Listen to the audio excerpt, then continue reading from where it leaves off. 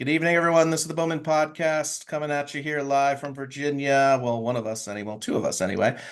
We got some good guests here for you today. We got Mr. Durk Stark from Stark Growth. Say hi to everybody out there that you're going Howdy, reaching howdy. out there to thousands out there.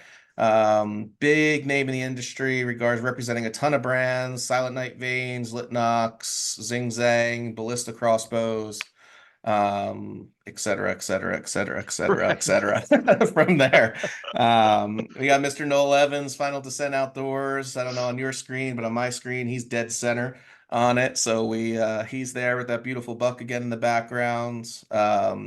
He's also our contact at Ethics Archery. Ethics, some of the best inserts in the game. Make sure you check him out, ethicsarchery.com.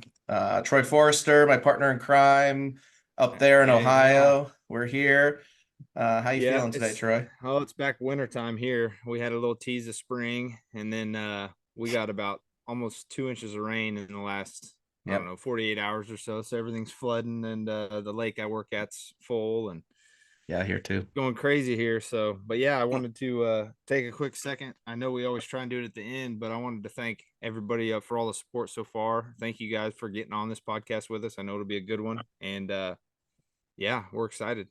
Great. Well, we got Mr. Hayden Pence. Hayden's a good friend of mine, comes into the archery shop. He's a good client of mine as well, and he is a mental health specialist. So we're going to talk the dark side of the industry and what a lot of people out there don't want to speak about. So we're going to talk some mental health problems, what we can do to work through it as individuals, and it's okay. But we'll get there. Hayden, say hi to everyone out there. Hey, He is trust me, he will be able to talk. He'll go. But no, Hayden is out of you're out of Virginia Beach? Newport News, Newport so News. about Yeah. 45 minutes, and then I work in Gloucester, just probably like 30 minutes up the way. Okay, great. Yep. And I'm out of Culpeper here, so pretty close by, comes in all the time. You hunt over here in similar grounds to me.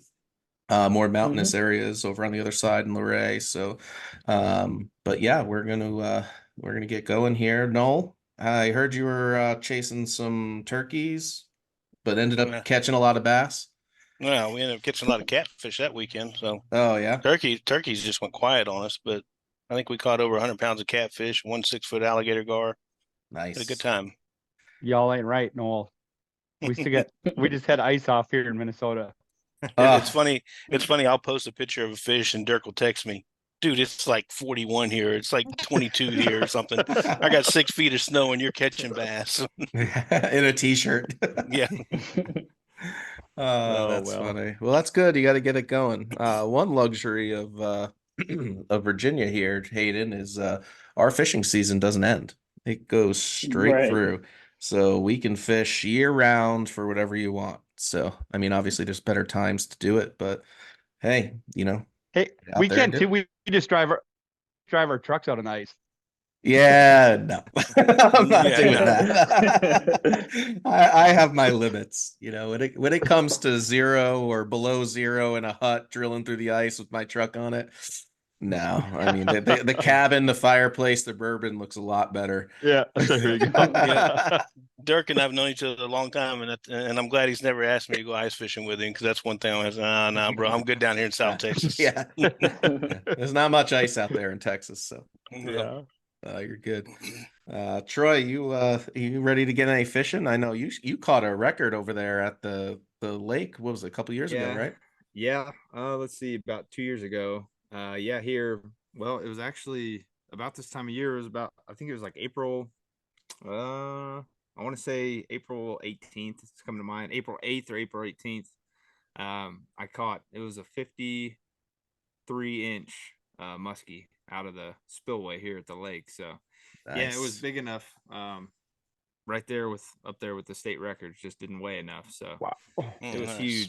huge fish. I thought I was snagged fishing for saw guy coming out of the spillway, and my snag started swimming down the river. So I went after it, and Uh-oh. it's That's a a crazy toad. story. There's a whole story to it. I ended up jumping in the water and I going was gonna after it. say there's So more to that story because it's wild. I got yeah. Yeah, it was actually snowing, and luckily I worked there, so I know how deep the river was. And when I saw her tail, and I was like, oh my, that's the biggest fish I've ever seen in my life. So I went after it. That's The crazy. kid in me came out, and Yeah. I ended up getting her. So it's pretty cool. Awesome. Awesome. I'll have to send you that picture. You can tag it in here. Yeah, let's do it. We'll put it up. grabbed her, We'll it'll be chased an her overlay. probably, about, I think I ended up going a little over a quarter mile downriver. I had like 10-pound test line, Wow. and it was just steadily spooling my reel. So Oh goodness. I just I jumped in and was running down the river. I had my cell phone in my mouth, and That's it hilarious. was wild. Snow was coming down. My wife wasn't too happy because I was actually supposed to be working, but you know, it Lunch is Yeah, what it break. is. that's the bad thing. You end up getting something like that, and you post a picture, and wife's like, "Weren't you supposed to be at work?" Well, I got I off. caught He that was. the other day. That was last week when I caught that. Yeah. Yeah, I just got off work and went down, and it wasn't my fourth cast, and it happened. Oh. And yeah, it's pretty Wow. cool. Once in a lifetime fish. So Right. Absolutely. Well, hey, we'll post some pictures of it up here, and maybe we'll finish the story at the end. yeah. So, all right, Mr. Wow. Stark, let's talk about Stark Yeah. growth. I know you were a special ed teacher back in the day and transitioned Right. out into the outdoor industry. Let's talk about that. How'd that transition come about? It actually started 33 years ago. I was doing seminars at Bass Pro and Cabela's and Shields and Runnings. I made turkey calls back in the day out of wing bones and deer antlers, and started doing seminars. And pretty soon I was pro staffing, and that was before the internet, you know. Yeah. And so that's how that started. And then I got going with the company um, called Commando Game Calls, and we launched that and Strutted Energy Shots, and then Flying Air Archery, the Toxic Broadhead, and the first pattern for Sitka, and just Tacticam. I work with Ben Stern, and we launched that brand. So just all that stuff was happening while I was teaching full time. So it was Wow. crazy. It was crazy Crazy. stuff. And then about 12, 15 years ago, I just made the jump, and just I took 45 days of unpaid leave from school one year to go on seminars and do trips and stuff. And I thought, this probably isn't right. I think it's time to go full time Yeah. in the industry. So that's kind of how it started. And then I started with brands and doing things, and just really, I started out doing the marketing, and then pretty soon doing the sales and TV relationships and product development. For 7 years, I designed tree stands, ground blinds, and ice fishing products for private label and OEMs.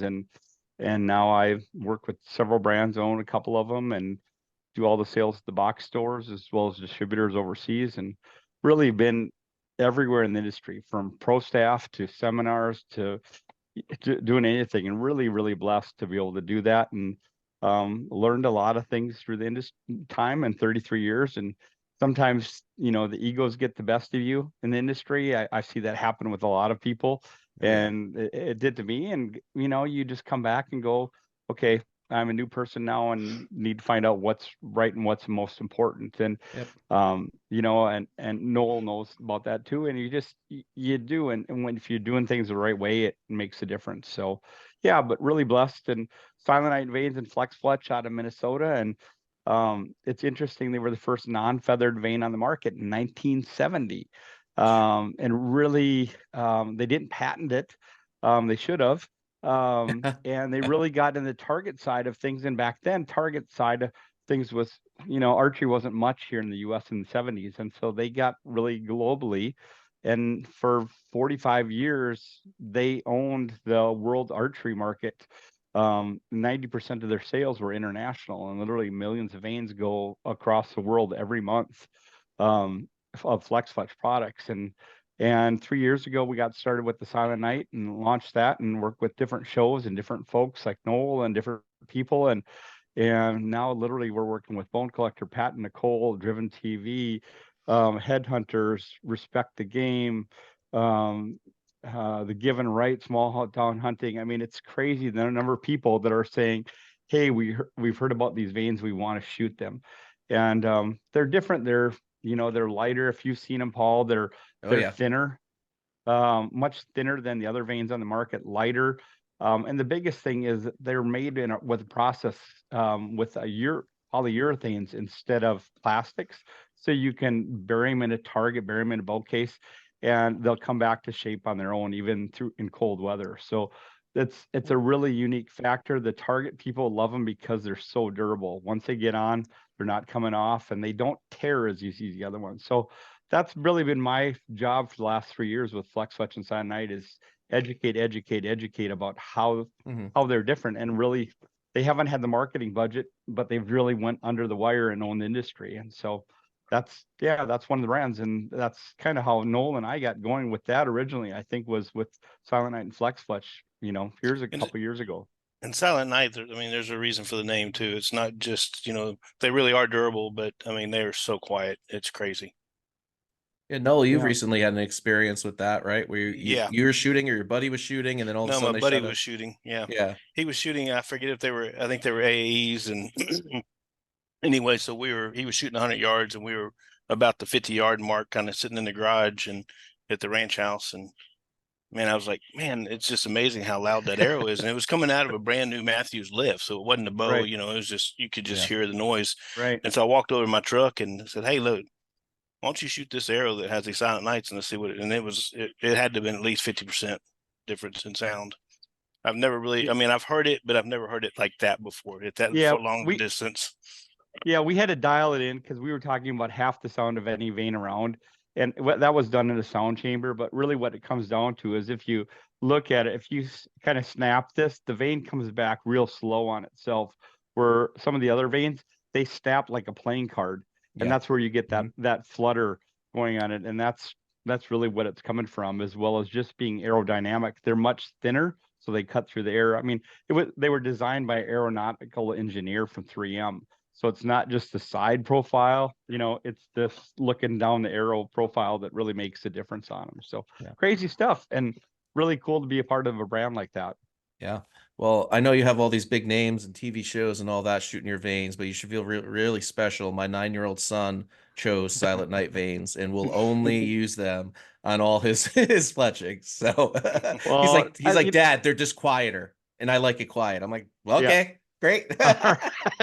So that's great. I can attest, Hunter doesn't mess around either. He's serious when it comes to archery stuff. No, that's awesome. That's great send pictures. And if you've seen our stuff, especially with FlexFletch, FlexFletch is the parent brand for Silent Night. So but we really try to include the youth in that. We really want to be focused on that. And you see that we're doing stuff not only with Mike Schlosser and Sarah on Boat Collector, but average everyday folks. And that's just trying to show that it's everyone using it, not just paid celebrities.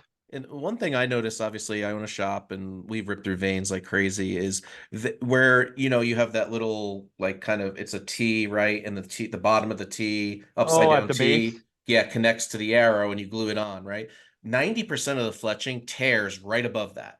Like, it'll be adhered right on the arrow, but then if it goes into something, it tears right there. These vanes don't do that. I haven't found one yet that tears at that impact point. Right at that. And I think part of that is it's the polyurethane instead of plastic. So when if you hurt that other plastic can crack at that point, we've heard other people, cold weather, that they'll shoot through an animal and the vein breaks off, in cold weather. And this just, we got people in Canada and Alaska shooting them and stuff. So yeah, it's crazy. So it's great to hear that, Paul. The other part of that base is it's so micro thin compared to others. And people say, well, it's a little bit harder to glue or fletch on, but it actually allows a really nice helical because it's more flexible than others. So yeah, but cool stuff. Yeah, but I mean, especially if you're using wraps, it's not that difficult. And if you're not, put a little bit of primer on there, you're golden. A lot of people said that, your first couple might be a little bit different, but once you've done a few, then it's just like any other thing. To me, it is. Yeah, I haven't had any issue, adhering them to anything, or clamp time seems to be, pretty consistent. So a nice product there. So they have anything. Which glue do you use? So I was using the Tack primer pen and glue for a long time. Honestly, then it got expensive. So I went to Zingkling. I use that now primarily on all mine. And what I like about it is when you first cut the tip, it's like a pinhole in there. So you're not wasting a ton of glue. Number two, it dries completely clear. Like there's some glues that you use where you could put it on a gold tip arrow and for some reason it turns white and it annoys the hell out of me. And then you got to strip it and then you got to do it all over again. And now, your profits are in the tube. So so part of that is because those are Siren acrylite super glues. And so our Zing Cling is actually a blend of our Flex Bond, the original glue that was on the market. And another company actually took the product and remarketed. But that Flex Bond is a little bit slower dry time, but it's really thick and jelly and more flexible and durable. And the Zing Cling is actually a hybrid of the quick drying super glues and the Flex Bond. So it's not really a true super glue, but dry time is 12 to 15 seconds for me, on that. So yeah, but it has that flexibility in colder weather that a lot of the super glues don't have. And the good thing about it is you can use it not just on vanes, you can use it on components too. I trust it on the components. Where a lot of vane glue, you can't, you put it on, your components, it's liable to fall out on you, but it doesn't with Zing Cling. Yeah, that's interesting. Yeah, it and you definitely don't have to use the primer pen. Obviously, we love people to do that, but you really don't have to. I don't have the patience usually to do that. Yeah, typically if it's a new arrow, I don't do anything. If I'm refletching, I usually use like an abrasive cloth and then I'll rub some alcohol just to get the fibers off and go from there. So if I can skip a step and not have to use a primer pen, then I'll skip that step. Trust me. Yeah, I mean, most of us, we're gonna wipe our arrows down before we put them on there anyway. You just make sure you get the oil off and you're golden. Yeah, exactly. Yeah. Well, that's great. So anything new coming down the line for these brands for this year that you can kind of silently fill us in? In January we launched new colors for the Silent Night. That our clear one has really been a big thing, and then that new glow vein that's been really, really popular. I got to get some for hog hunting. On those glows. Right, those are pretty cool. So are they legal everywhere? The glow veins? The glow veins? Yeah. There's no. I know there's electronic. Oh yeah, I guess you're right. Yeah, that's true. Yeah. Didn't even think of that. Yeah, we came out with a new light and knock, but I won't talk a lot about that because Noel is here. Yeah, we don't want any fighting. No, that's what's really cool about the industry. I think is that if you've been in it long enough, you can be friends that do other things and still respect each other and boundaries. When I was with Flying Arrow Archery, I remember being in a booth and having to go to the bathroom, and the guys from Ramcat were right next to me. And when I came back, the guys from Ramcat would be selling broadheads in my booth, and I'd jump in theirs and sell Ramcats, And that's if you can go in the industry and respect people and do things back and forth, it really is a great thing. And that's I really appreciate that about Noel, that we've had that relationship. Absolutely. Yeah, I think that's something that is kind of going to the wayside here a little bit and out there with people. So if we can all kind of, think through that a little bit more and have that respect, I think we'll all be better off. Yeah. So that's huge. That's awesome. So, I mean, I know we weren't going to talk about it originally, but I gotta mention it. So what's all this craze with this ballista crossbow, man? I see it out there. I see you pushing it everywhere. You're shooting everything with it. That young kid I see out there, he's cocking that thing back and shooting it everywhere. And I'm like, I was 5 years ago, I was anti-crossbow. I was like, I will never shoot a crossbow. But if you look around, I've got recurves up here. I've got an Elite, a Matthews, a Gearhead. And this has been, it's not a 50-yard crossbow. It's a 30-yard crossbow. And for most bow hunters, that's where you need to be. But I mean, it is so fun to shoot because it's so easy to cock. It's quiet.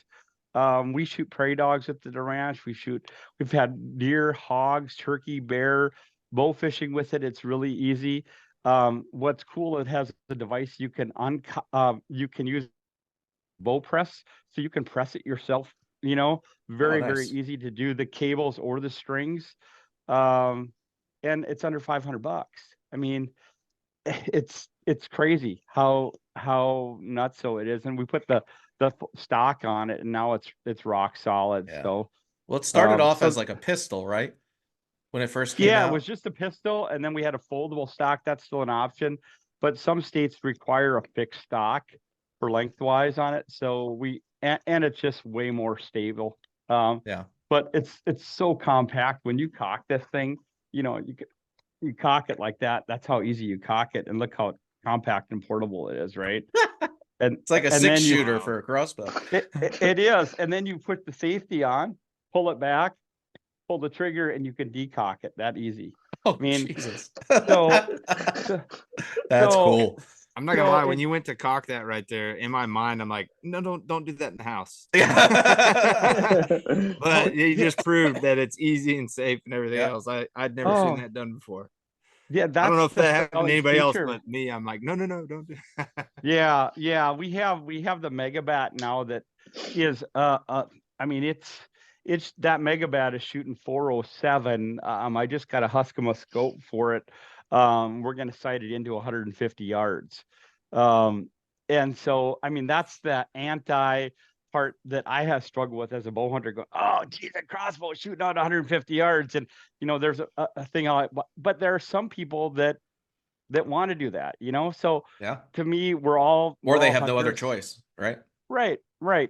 And so it's $1,000, but it will do what it needs to at 150 yards, and obviously you can't freehand that. You need to put it on a tripod at 50 yards.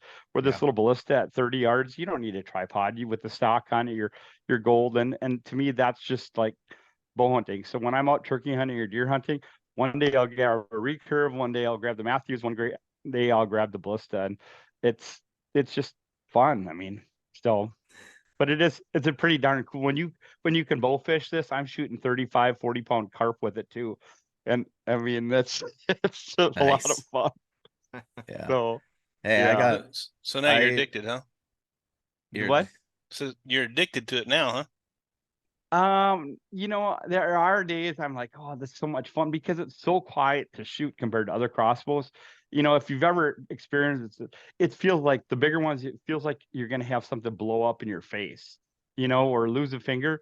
And this, it's so fun, but I still like to grab the recurve and go out and wax them some things, or, I head out to the ranch on Tuesday, so I'll be bringing the recurve, the crossbows, and the lead out there, and stuff. We'll see what we can put down. Didn't that little crossbow win like crossbow of the year or something, right? It did some.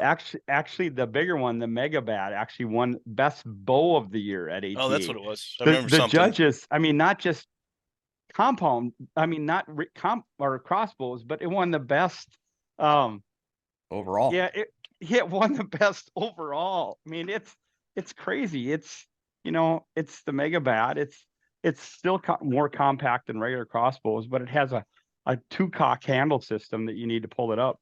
But literally, this is shooting 407 feet per second, and with this Huskema scope, it's going to be dialed into 150 yards. Jeez. Well, yeah, hey. so it's. I mean, pretty soon you're going to be able to punch in wind calculations and distance and all that, and just push a button, right? Well, that Huskema scope has a turret, so you can do all that stuff on it, and they're a great rifle company, So again, it's not for everyone, but it's fun to have the opportunity to be able to play and try different things. If you don't do that, you've just got to find what feels comfortable for you. Yeah. I've said it many times on here. I'm not anti-crossbow at all. I like ragging on people for using it because I love hunting with a compound. But I'll be the first one. Like, I shot my buck in Ohio with a crossbow this year just because it was, farther than I thought and what I wanted to. And, I didn't feel comfortable with the compound. But, I'm a big advocate of anyone who, if we can keep anybody out there hunting and in the woods for as long as they can, and to teach somebody. My kids started on a crossbow. I mean, they were 3 years old, shooting compound and crossbow. And my son shot his first deer this year with a crossbow. He also shot his first one with a rifle as well. But, for me and where we hunt out here, and Troy, how we hunt out here, is it really replaced the rifle for me, the crossbow. Just because, I have a safe over here full of rifles, but, what am I going to shoot him 40 yards? At a deer, with a 300 Win Mag or a 6.5 or something like that. Like, what's the point? So that really replaced that for me. But And I'll tell you, Yeah. owning an archery shop, there's a ton of people that come in and they don't even care what the price is. They just buy them. They just want them. That's Hayden. Yeah. Hayden. But they always wait till the last minute. It's like November. They're Yeah. like, give me a crossbow. I'm like, oh, okay. I still think they need to change the name to Cross Gun though. It's just not Yeah. archery. Yeah, cross Yeah, gun. the thing that if anyone ever I don't wants think to it's bring fair it, to consider it archery, though. I will agree with that. yeah, it is different. It is different. I it's just hunting for me. But if Yeah. anyone is going to get one of these small crossbows, you're going to want to order about 24 bolts, because normally when you buy a crossbow, you get about 3 bolts and you're good. You don't shoot enough. For this, I mean, you're shooting at everything. I mean, we take Well, it's with so prairie easy to dogs, load, so that right? that makes a difference right there. Right. You cock a raven or a 10 point after 5 shots, you're like, I'm done. Yeah, like I Yeah, don't, you're wore out. yeah. Even Yeah, plus cranking it, it's like, oh, right. So Yeah. So that's why I tell people, dealers especially, order more bolts in your shops, because you're going to sell a lot of them, because people are going to lose them. They're going to be shooting at squirrels and everything with it. When I sold my last farm place, people said, "What's all these arrows in trees?" I was shooting at red squirrels up in the trees with those bolts. So they're pincushion everywhere. That's funny. put lighted knocks on them, it'd be like Christmas. Yeah. So, well, cool That's stuff. awesome. That's awesome. Yeah. Sweet. Well, I wanted to bring that up because I saw something come up today on social media about it, and I was like, I'm gonna ask him about it. I want to see it. I want to see the smile on your face when you talk about it. Well, it is. It's once, like, the buyers for Shields, I took it to Bowfest, and they were like, "Oh, we can't do another crossbow." And as soon as they started doing it, they were just like, "Give me another bolt! Give me another bolt! Give me another bolt!" Because they were having so much fun with it. And I think that's the big thing. The bigger one is still that Raven kind of thing, that mentality, but this one is so much more fun to shoot for families and stuff like that. Yeah, great. So now who made it? Who developed it? some folks out of Florida, they're actually from the Ukraine, that moved here. They've been here about 10 years now, and they're doing a bunch of stuff. Now they're launching a new throwing axe and some other camping gear and stuff like that. So yeah, it's been kind of fun to work with them. Great. Well, that's interesting. Well, hopefully they were able to get out of there, and they don't have any family over there going through all that drama. So yeah, it's been kind of tough for them. Oh yeah, I'm sure. So now who are they still independent, or who bought them out and who's branding it? Nope. Like no, it's all three of them. Yeah. So I guess one of my last questions here for you directly about you and your business is, so put yourself in a hypothetical situation, right? Say I make these earphones, right? And they're big and they're a hit. So I can come to you and say, what do you think of this product? Send you the product, send you the data research, send you all that, and say, will you grow it for me? Will you expand it? Is that something that you do? Or because I know we have a lot of people that are in this, specifically that watch this platform, that are young entrepreneurs that have a lot of products, specifically in the broadhead industry, that are, just say it how it is, that's what it is. Or deer pea. Or deer pea, yeah. And they're gonna look at this and they're gonna want to know, and I know I'm gonna get a million emails about it, of like, hey, can I talk to Durk about X, Y, and Z? So let's lay it out there, the details, before save me the days of emails. Right. No, it's pretty cool. After all this years of experience, I've learned that you have to find something that differentiates itself from everything else. And like the vanes, there's no other material like that. The crossbow, there's nothing in that niche. Velvet Antler Technologies, nothing in that niche. So I actually talk with about 5 different brands, 3 to 5 brands a week, that come to me with, hey, can you help me with this? And if it's just a different color or a different shape or in a different bottle, food plot, most seed comes from one certain place, I just say, I can't do it, because you're going to have to spend so much in marketing to win that market share, to differentiate yourself. If the product doesn't do it on its own, you're going to have to spend millions of dollars on advertising. So I really try to find products that are unique, to bring on board with, because otherwise it's going to be so costly and such an uphill battle for them. I also teach once a month at the tech college product development and design, and so they bring me into the class. So we talk about questions. The first thing I always ask is, how does your product solve a problem that people have in the industry? And if it doesn't solve a problem, then it's probably not going to, it has to solve a problem first. And then can you make it cheaper, faster, lighter, stronger, and ship it lighter than competition out there? That's the biggest thing, So that's the first thing that I always talk about. So deer pea, how do you make deer pea different than other deer pea? Deer pea is deer pea, right? And broadheads, there's so many broadheads on the market, and they all cut, and it's shot placement. I mean, look at Noel Evans. I mean, he's Mr. Shot Placement. So if I mean, he can just drive a broadhead in. So if it's not significantly massively different, it's really who has the most dollars to put in to win the market share.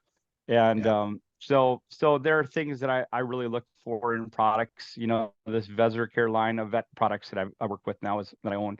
That's another thing. So that's the first thing I would always ask someone is, how is it different and significantly different? And what problem does it solve to make life easier for a hunter? Got it. I think that's and big. I can tell you. Go ahead, sorry. No, go. I can tell you a couple of years ago that there was a Durk had a product that he was kind of excited about and had told me about it. And then I asked him a few days later about it, and he was like, "Oh man, no, it just wasn't what I thought it was going to be." So, but like he was saying before, if it's not something that he feels comfortable with, I've seen him actually, not do something because of that. Yeah. And I think that's a good thing to have. Yeah, that's the best way to go about it, is I think the question of does it solve a problem really will eliminate a lot of that out there. And a lot of that, let me put my time, money, energy, family, etc. behind this in order to go that route, and not have to have someone like Hayden on here to talk us off the ledge when it doesn't work out. So we're gonna Right. we're gonna segue here into our second half of this. And Durk, I'm glad you're on for this as well. Being a special ed teacher in the past and segueing out of that, I think you can add a lot to this as well. So I appreciate you jumping on during this. But we're gonna swing over here to Hayden, and we're gonna jump into the meat and bones of this and talk about mental health in the industry, not only in the industry, just in general as well. And I think the five of us here, as individuals that hunt, fish, have families, have kids. We live in the outdoors. We all have separate careers and different stresses. And, we also have baggage that comes along with that, whether it's ex-military, family issues or whatever that might be. So Hayden, kind of let's start off, talk a little bit about what you do. And, kind of just roll with it from there. And then guys, feel free to ask questions as we go about, because I think this is going to be a prominent topic here that's going to set us apart from others. So Right. So you have to forgive me too, because I've been sick for the last day. So if I end up coughing randomly, yeah. So I work. It's called the Community Services Board, and there's various ones that kind of go throughout Virginia, and each state does it a little bit differently. But I work so it's the Middle Peninsula Northern Neck Community Services Board, which is in kind of like, if you're looking at Virginia, it's east, and it's kind of almost that whole area. And I work on what's called an ACT team, or a PAC team, and the ACT stands for Assertive Community Treatment. And so I'm working with individuals that have a diagnosis of schizophrenia, schizoaffective, as well as there's a few who have major depressive disorder. And then, substance use that kind of sometimes tags along with that. And so what I do is, because it's a very team approach to this, so I work with I believe like nine to 10 people, but they're some of the greatest people in the world. And I think having that team approach when doing this makes it all the better, because you can go back and say, man, that was really difficult. That was really hard. And they can say, I know what you mean. And then, having a great supervisor too is kind of where that starts. And so I've been very fortunate to have had, or still have, a great supervisor where I can go to her and say, hey, I'm just, having a situation with this individual. This is what's happening. And, and she's a boss for a reason. So she can just say, bam, this is what I would recommend. And so, because, you're just not always going to have the answer. And I think it's okay to not always have the answer, but being able to kind of lean on someone for assistance is good. So we also work with a psychiatrist and a nurse practitioner, a psychiatric nurse practitioner, both of which are two of the smartest people I've ever met. They meet with, our individuals, prescribe the appropriate medication, and then, adjustments down, higher or lower, whatever is, recommended. And then, I'll be responsible for delivering those medications and, going over it with them. I do things such as like mental health, like skill building. I do, I'll take them to and from doctor's appointments. I'll sit with them through their doctor's appointments.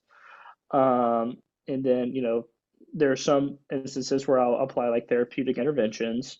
That way I can, assist them. But, each individual's, with what they need kind of differs. What X person needs is not what Y person needs. And so kind of sometimes I just have to flip the switch on my brain. Some people require kind of like a poke with the stick, and then some people are just don't they're good. They're really good. I work with making sure that they, have food for the week. I work with making sure that, they have assistance with paying bills, with cleaning up, if their apartment is a wreck, if their house is a wreck, I'll sit there and I'll help them go over it with that. And then, every single day at 2 o'clock, we meet. So it's the entire team, and we have about, I want to say around 50 people that the whole team kind of works with.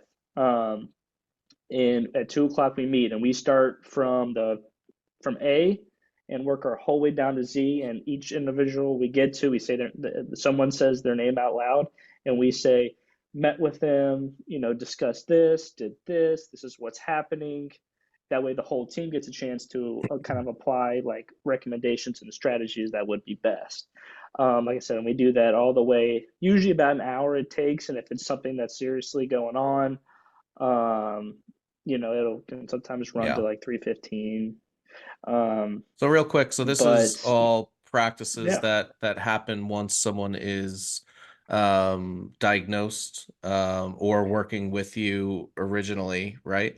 So this is kind of your go about and how you do that. But let's touch on a little bit of what would bring someone to come see you, right? Or what is the difficulty in someone trying to come see you? Or if, let's just use me for an example, right? Like you come into my shop and whatever, and we sit down and we talk for hours about whatever all the time when you come in. But like, so I say, hey man, like I have a question about this, right? And then I'm like, no, like I don't want to talk about it, whatnot.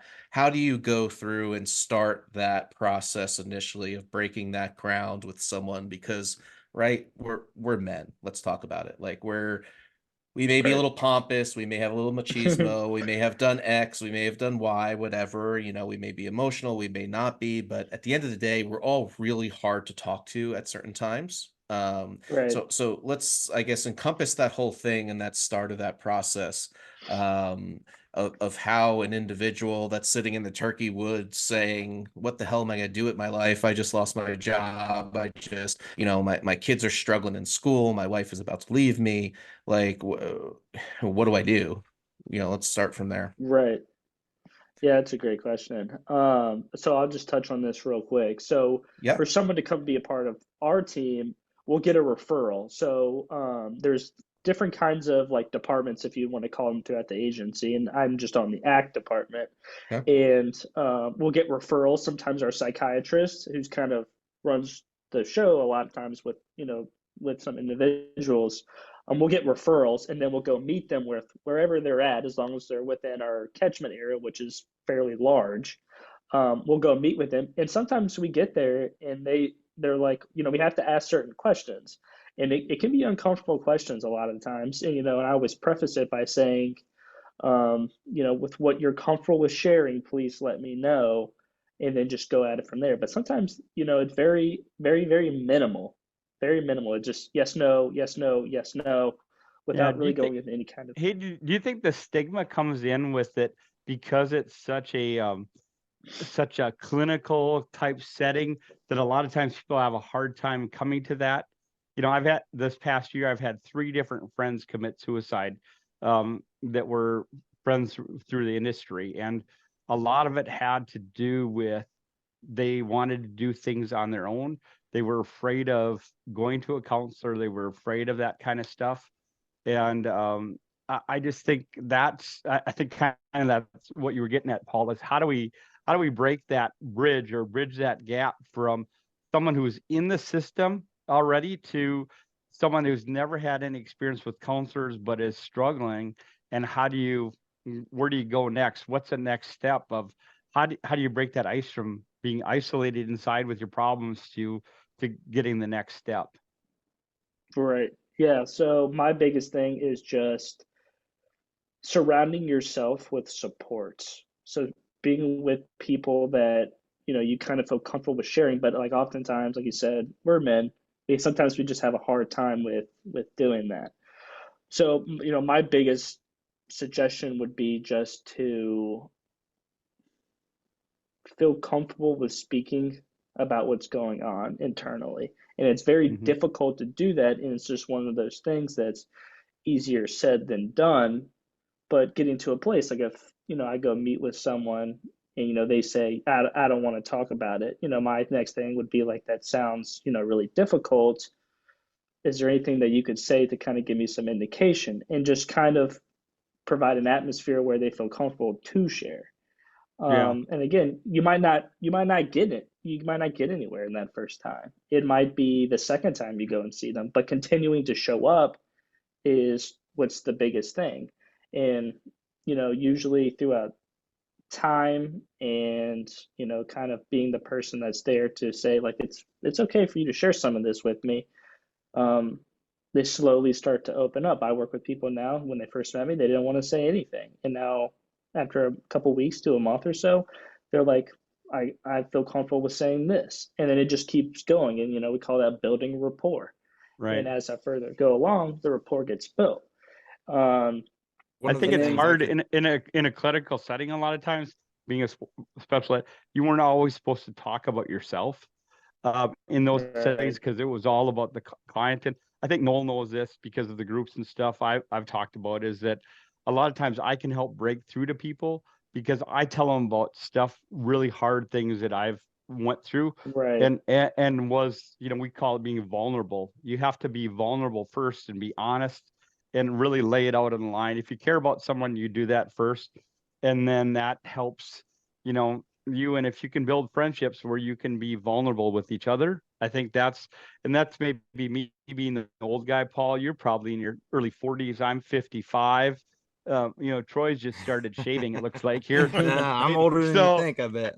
Yeah, and Hayden's there. But I think as an old guy, I've just learned this, that, take the time and be honest and just, call someone out on it and let them know that you've been vulnerable in times in your life to be on, with things. And it goes, I think, a long way. I know a lot of my team members know I've done that, and I get calls at 2:00 in the morning about stuff, and because I've laid it out on the line. And I think that's,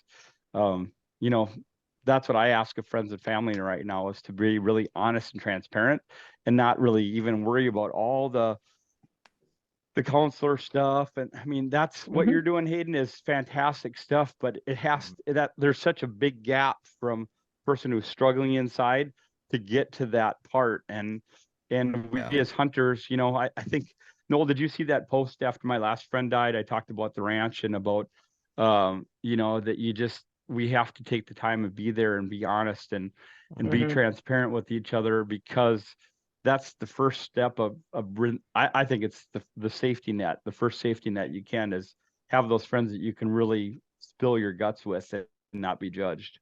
Yeah. So I'm can sorry to jump in cut on you off, this one. Hayden. No, you're good. No. Oh, Yeah. him too. I was gonna say, you know, coming from my background in the military, I retired last year, but I medically separated, and anxiety and depression was one of the issues amongst many throughout the years of the military service with mine. And it's kind of a, you know, we all see it all the time with and I don't, you know, Paul, I've never even talked to you about any of that stuff, but you know, as men, you know, we internalize things and we hold stuff in until there, you know, there is a breaking point at some point, you know. And it doesn't matter how strong you are and how, you know, how big and bad you are, as they used to say, you know, or whatever. At some point it all ends. But that whole thing of being vulnerable is the opposite of, you know, I guess the military culture, or like, you know, even as I catch myself, you know, to my son, you know, he's only 3.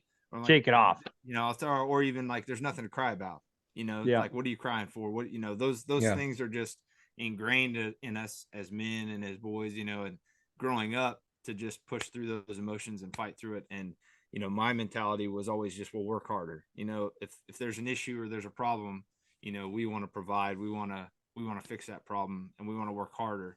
And I know myself, I ran into it after all the years in the military and all the deployments and all the time away, that there is a wall, you know, and we see it with the 22 a day, you know, the different things, that there is a wall. And unfortunately, I don't even know how many guys that I've known that we've lost, or friends of friends of mine that we've lost. I mean, I would say it's almost probably more than once a month throughout Facebook and all these other you know, social platforms, that I see someone I know or a friend of a friend that has committed suicide. And, you know, it's just one of those things, like you said, you have to be able to be vulnerable. And where I'm going with this question is for you, Hayden, and anybody can chime in, because this topic is so deep. You know, we could talk about a million different routes, and, you know, my experiences and your guys' experience, and anybody listening and can hopefully relate to all these different experiences. But the question I have, Hayden, is from your point of view and your career field, because that is your career field. I know, especially in the military, we get briefings all the time, you know, so EEO type briefings, which is, you know, and then sexual harassment briefings, suicide briefings, all these things. And over the years, it's become almost white noise, you know, and I hate to say that, but you can preach and preach and preach and preach, but if the audience isn't connecting and doesn't hear it, you know, how do you, from your point of view, break through that? And it's a lot of times, and I know in my experience, I mean, I've been a supervisor for years, and I've had troops that have had real serious issues, you know, and I myself have battled my own demons over the years. But it's the people with the true issues, you know. I've always been told, you know, the real killer in the room, or the real warrior, if you will, is the guy that doesn't talk about it. You know, the real person that's been in the shit, per se, you know, you'll never know they even did it unless you are close enough to them that they trust to tell you those issues or to tell you those demons. So when it comes to the white noise of, like, you know, let's fundraise for suicide awareness, or let's go to this class, or let's go to that class, and let's harp on it. It almost, how do you break through that white noise of the same old thing every time? Oh, it's the same suicide briefing. Oh, it's the same commercial I've seen on TV. You know, how do you break through, or how do you suggest someone break through that isn't familiar with that arena? You know, if you were looking and you say, okay, well, I think my friend might have an issue, but, oh, you know, he'll tell me when he has an issue. You know, what would your suggestion be to get through to them, you know, to get through to somebody? Yeah, no, that's a great question.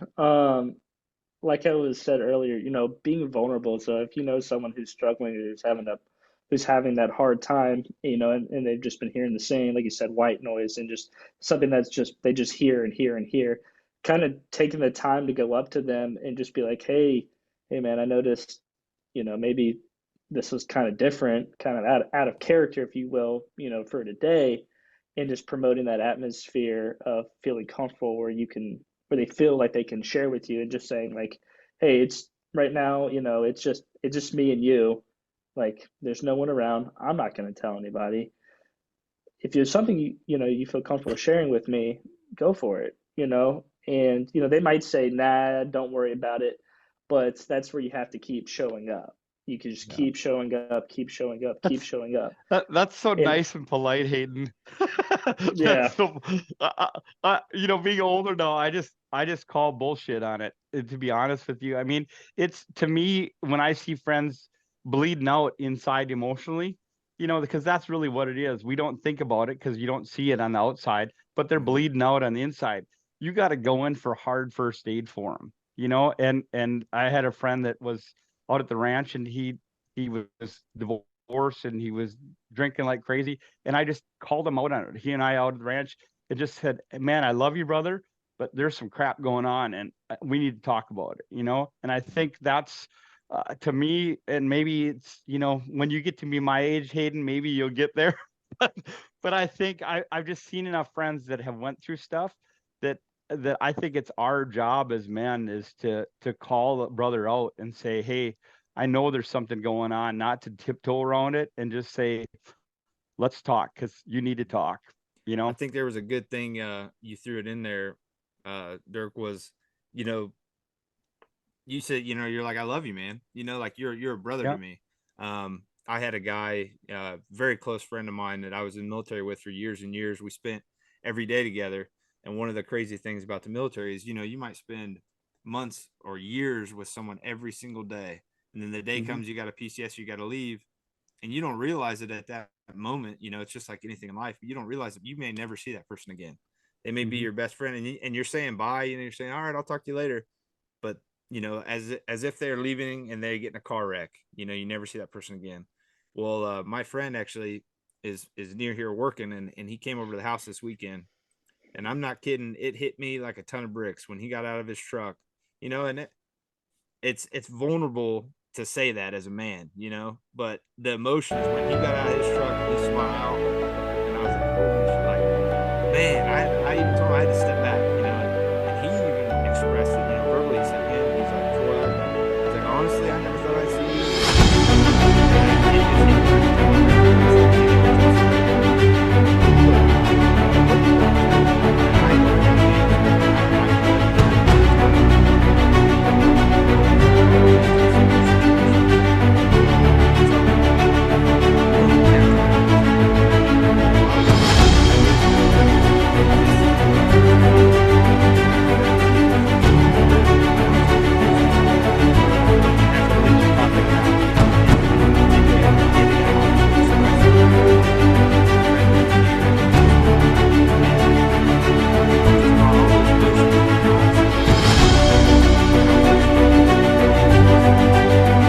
We don't bring up, you know. Right.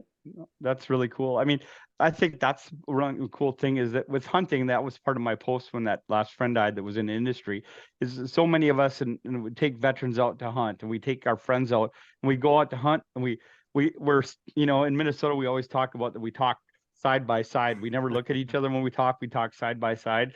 So we take our friends out to hunt, and we do stuff, but we talk about hunting, but we don't ever get to the real hard stuff. And I think that was my challenge or my call out to people in that post is, when you're going to go out in the woods with people, take the time to do that, and don't just hide and get away. Take the time to talk and not escape. You know, because I mean, how many of us have done that with friends? We're just like, we got to get away. We go out and we talk about everything else except the stuff that's really important in our lives. Yeah. And I think we can jump in there with the last point I have with that exact. You keep sparking these thoughts in my head when you bring stuff up too. Was Noel's probably laughing because I normally don't talk this much. I normally just smile and say yeah and take notes of all the stuff that's being brought up. But just you normally just a pretty boy with a smile. Yeah, with this one, you know, it hits close to home because I mean I've lived through it, I've seen it firsthand, and unfortunately, you know, experienced it. And I don't even know where I was going with all this one now, but it's just being vulnerable and being able to tell, you know, lean on the tough topics. And I've had supervisors in the past that, you know, we may be working on a job, this project, we may be deployed or whatever, and I've had a couple really good ones that would sit me down, and I'm thinking I'm in trouble, you know, for X, Y, and Z or whatever the case may be, and they say no, like the job doesn't matter, you know, I care about you, like what's going on with you, you know. And I know you guys have hopefully experienced similar situations where whatever's going on in life, you know, they're too drunk in a bar, they're doing this, they're doing that, they're causing issues, they're having marital problems. It's like those problems are probably, you know, the reflection of the true issue that's inside of you. You know, like you need to tell me what's going on. I don't care about X, Y, and Z. Like we'll sort that out later. You know, you need to talk to me as in what's going on. What are you feeling? You know, what's inside of you, not the reflection that we see, you know, the bad habits, if you will. Right. Yeah. So I think real quick, Hayden, so what would be some signs for somebody who, you know, obviously we all know our friends, right? We all know who's close to us. We can tell when our best friend is, you know, something's going on. Like, I mean, maybe I just have a sixth sense, but I can always tell when something's not right with people. But, you know, say you're this, right? You know, it's how do you know, what are some signs of someone where you can be like, you know what, maybe I should ask a little bit more. You know, maybe I should take that approach that Durk just said, or take that approach that you said of asking those pointed questions to get that answer. So what would be some signifying, you know, attributes to go that route? Yeah, that's a great question too. So, you know, it's a really complex question, right? Just because different signs show up for different people. You know, you may be with someone and they're the happiest that you've ever seen them, and then you just may not think anything of it. And then you have some people who immediately recluse themselves. So I'll know people who will just, you know, they'll just stay home instead of going places. Maybe they're not texting back. Maybe they're not calling as much. Maybe they're doing things sporadically that they just never had done before. And then you have people who are just like, you know, like unfortunately, like hide what's going on behind them behind the smile. And, you know, they're just there and they're happy. And that's the kind of situation where you just have to be like, hey, is, you know, everything all right? You know, and like you said, like sometimes you do kind of have to call them out. If you have that relationship with them, you just say like, hey, like I'm just gonna be honest with you. You know, I know you've had some issues in the past, maybe, but this isn't. I'm just noticing something that's just not really like you. You're just so, you know, you're so happy like just all the time, and you know, like I said, just calling them out. I might not be as rough with my call out, but just but just saying like, hey, but you know, some people I know You're they're not paid to be texting nice, back. Hayden. You're paid to be nice. But I can be stern when the moment comes, right? So like I still have a long ways to go with experience. I'm 25. I just turned 25, so I have a long ways to go with. I have a long ways to go with the experience, but yeah, just those signs, and then you know having a conversation like you know I just you know you're not I don't see you anymore. You're not calling. You're not texting. I'm trying to reach out to you. You're not saying anything. I just want to make sure you're doing all right. And you might get like a half answer. I'm just like, yeah, I'm good. Like, no, but you're not good because, you know, we've been hunting every weekend and now you just like have no interest in hunting. You love hunting. So those are kind of some of the telltale signs of, you know, what to look for. Like I said, it's a really complex question because each person differs like that. Yeah. You know, some people, you know, bury themselves in the gym, just bury themselves in the gym, which is, you know, I promote physical health all the way. I think it's great. I love the gym. Um, but, you know, for someone, you know, who goes to the gym, you know, like 3, 4 hours every single day, you know, it's kind of like, well, what's going on outside of the gym that's making you want to be in the gym 3 to 4 hours a day? I understand that's like a comfort place. I understand that you like to be there, but you're there 3, 4 hours a day, you know, Yeah. and Is that what's just happening signs to like that. Noel? Is that what is happening to Noel Evans? He's in the gym like 3 or 4 hours a day because I just see him bulking up. That's not bulk, son. That's Those not are muscle. Twinkies. That's 55 and not being able to exercise like I used to. Yeah. No, Yeah. I think you've nailed it on the head. Is looking for the one-off signs, and I know we're staying really high level on this because this can get very deep, right? And Right. unfortunately, no one really wants to listen to a 3 hour, 4 hour podcast talking about, you know, each individual circumstance because it's all individualistic. And I think Right. I've had a lot of exposure to this in my past and have given a lot of advice and everything. And I think the number one thing that both Durk and Hayden has said on here and what I wanted to get across was to don't stop showing up. Yep. Right? Don't stop showing up as a friend. Don't stop making that phone call. Don't stop texting. Don't stop going out of your way if you feel there's something wrong. Because how many people I know that have stopped or said, I'm guilty of it. My number one saying as a friend, and I'm a terrible friend, is the phone works both ways, bro. Like, you don't call me for a month. Like the phone don't go one way, man. Like it goes both ways. Like that's just anyone who knows me. That's my motto. I just, and I've been working on that as I get older, but that's always been my thing. So, I'm guilty of that as well, but whom have I let down? Right. In that scenario. So I think for me, that's a big one. Especially if it's someone close, or maybe it's someone that you're just exposed to and you just get that feeling and you're just like, man, I know something's off, right? Like, hey man, let me get your number, or her, like, let me get your number. Let's talk. Let's get coffee. Let's go, have a drink. Or Yeah. are you going to be here tomorrow at the gym? What time are you going to be here? I'll be here too. It was cool talking to you. Little things like that. One of the things I do is I'll send out a text and just say, hey man, just doing a buddy check. I ain't heard from you in a while, or you've been acting different, But if if you use that, hey, just doing a buddy check thing, it doesn't come off like you're prying. You just, hey man, how are you?